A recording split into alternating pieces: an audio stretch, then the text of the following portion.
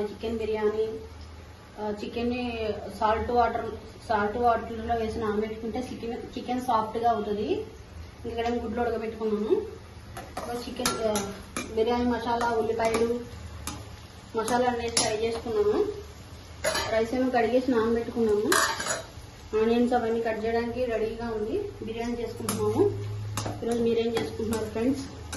Chicken pulao అన్నమాట.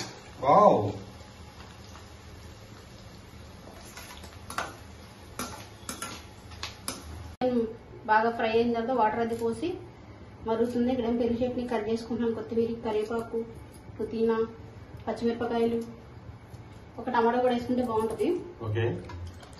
బాగా మరిగిన తర్వాత రైస్ వేసాను అనమాట. Chicken biryani, mutton biryani, chicken wow delicious. చాలా అయింది ఫ్రెండ్స్ బిర్యానీ చేసుకుని. అదే చేసుకుంటున్నాం. Very good, I appreciate you.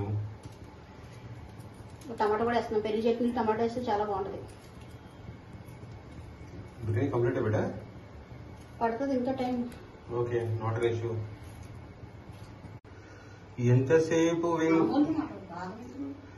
ఎంతసేపు చికెన్ బిర్యానీ? ఎంతసేపా? మరి చేయాలి కదా, మరి అంతా ఫ్రై అవ్వాలి, ఉడకాలి, బాయిల్ అవ్వాలి, అంతా ప్రాసెస్ ఉంటుంది మొత్తం. ఈ పాటికి ఆన్లైన్ చేసి ఉంటే గంట సేపు అయిపోయేది. ఈ బిర్యానీ ఏమో 8 గంటలు పడ్డది బిర్యానీ తినడానికి.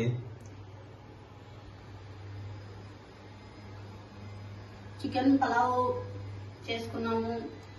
చేసే ప్రాసెస్ చూపించలేదు, ఎందుకంటే మీ అందరికీ తెలుసు కాబట్టి. మరి చేసుకోకపోయినా సరే ఎందుకు చూపించానని చెప్పి మీరు అనుకుంటున్నారా? ఊరినే సరదాగా చూపించా అంతే ఫ్రెండ్స్. ఈ వీడియో బాయ్.